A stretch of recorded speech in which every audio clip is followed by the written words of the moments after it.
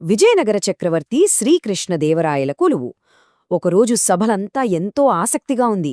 ఎందుకంటే రాజుగారు అందరినీ ఒక ప్రశ్న అడిగారు. ఈ ప్రపంచంలో అందరికన్నా తెలివైనవారు ఎవరు అని. ఆ ప్రశ్నకు ఎవ్వరూ సరైన సమాధానం చెప్పలేకపోతున్నారు. సరిగ్గా అప్పుడే సభలోంచి ఒక వ్యక్తి చిరునవ్వుతో ముందుకొచ్చాడు. ఆ సమాధానం వినగానే సభ మొత్తం ఒక్కసారిగా నిశ్శబ్దమైపోయింది. అందరూ ఆశ్చర్యపోయారు. ఇంత విచిత్రమైన సమాధానం చెప్పింది మరెవరో కాదు, ఆ స్థానంలోనే అత్యంత చమత్కారిగా పేరుగాంచిన తెనాలి రామకృష్ణుడు. అవును, తెనాలి రామకృష్ణ చాలా సింపుల్గా వివరించాడు. స్వార్థపరులు ఎప్పుడూ తమలాభం గురించే ఆలోచిస్తారు కాబట్టి వాళ్లు చేసే ప్రతి పనిలోనూ తెలివి కనిపిస్తుంది. కాని నిజమైన తెలివి అంటే ఇతరులకు సహాయం చేయడంలోనే ఉందని రాజుగారికి చెప్పాడు. ఈ సమాధానం విన్న రాజుగారు ఎంతో ఆశ్చర్యపోయి అతన్ని మెచ్చుకున్నారు. తెనాలి రామకృష్ణ అంటేనే అది. ఆయన కేవలం హాస్యకవి మాత్రమే కాదు, రాజుగారికి ఎంతో ముఖ్యమైన సలహాదారు కూడా. అయితే మనం ఈ కథల్లో వినే తెనాలి రామకృష్ణుడికి, చరిత్రలో ఉన్న అసలైన తెనాలి రామకృష్ణుడికి సంబంధం ఉందా? అసలు ఎవరు ఈయన? సరే, ఇప్పుడు మనం ఈ జానపద కథల వెనుకున్న అసలు చరిత్ర ఏంటో ఒక్కసారి చూద్దాం. చూడండి, మనం కథల్లో వినేది తెనాలి రామ, కాని ఆయన అసలు పేరు గార్లపాటి రామకృష్ణ. ఆయన కేవలం హాస్యకవి కాదు, ఒక గొప్ప పండితుడు, శాస్త్రీయ కవి కూడా. ఆయనకు వికటకవి అనే బిరుదు ఉన్నా ఆయన పాండిత్యం చాలా గొప్పది. మరి ఈయన ఏ కాలంలో ఎక్కడ తన ప్రతిభను చాటారు? అదంతా జరిగింది చారిత్రాత్మక విజయనగర సామ్రాజ్యంలోనే.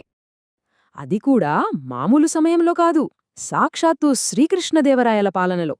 ఆ కాలాన్ని విజయనగర సామ్రాజ్యానికి ఒక స్వర్ణయుగమంటారు. సరిగ్గా అదే సమయంలో తెనాలి రామకృష్ణ కూడా ఆస్థానంలో ఉన్నారు.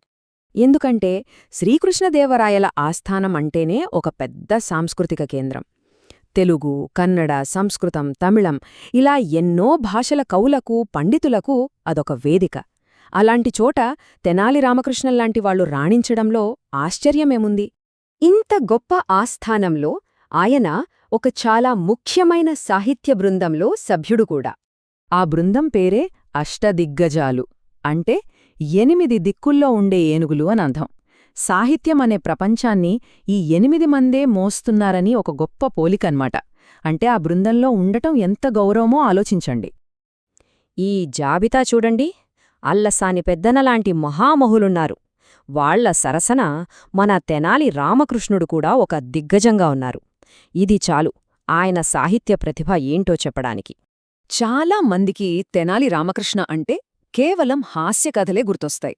కాని ఆయన ఎంత గొప్ప పండితుడో చూడండి. ఆయన రచించిన పాండురంగ మహాత్మ్యం తెలుగు సాహిత్యంలో పంచమహాకావ్యాలలో ఒకటిగా నిలిచిపోయింది. ఇది ఆయన అసమాన పాండిత్యానికి ఒక తిరుగులేని సాక్ష్యం. సరే, చరిత్రంతా బాగుంది.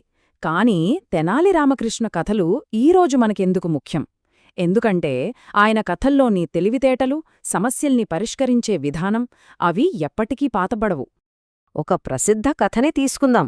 రాజుగారు ఒక పెద్ద ఏనుగు బరువు కనుక్కోవాలి అని ఆదేశించారు. కాని అంత పెద్ద త్రాసు ఎక్కడ్నుంచి తేవాలి? అందరూ తలలు పట్టుకున్నారు. అప్పుడే వచ్చాడు మన తెనాలి రామకృష్ణ. ఆయన చెప్పిన పరిష్కారం ఎంత సింపుల్గా ఉందో అంతే తెలివైనది కూడా.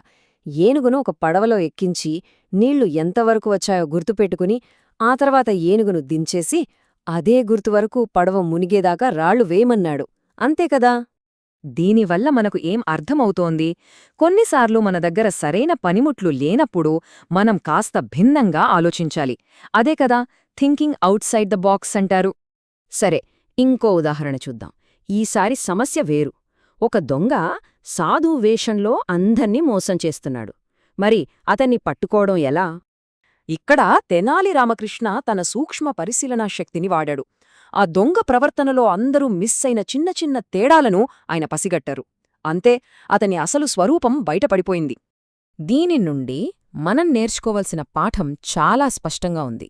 ఏ విషయాన్నైనా పైపైన కాకుండా లోతుగా పరిశీలించడం, వివరాలను గమనించడం ఎంత అవసరమో ఇది మనకు గుర్తుచేస్తుంది. సో, చివరిగా చెప్పొచ్చేది ఏంటంటే, తెనాలి రామకృష్ణ ఒకేసారి ఒక చారిత్రక వ్యక్తి, అదే సమయంలో ఒక జానపద కథానాయకుడు కూడా. ఆయన కథలు ఎప్పటికీ మనకు స్ఫూర్తినిస్తూ దారి చూపిస్తూనే ఉంటాయి. ఒకసారి ఆలోచించండి, మన గొప్ప గొప్ప కథలు, మన చరిత్ర, మన పురాణాలు ఇవన్నీ కలిసి మన సంస్కృతిని, మన గుర్తింపుని ఎలా నిర్మిస్తున్నాయి? తెనాలి రామకృష్ణ లాంటివాళ్ల కథలు మనకు నిజంగా ఏం నేర్పిస్తున్నాయి?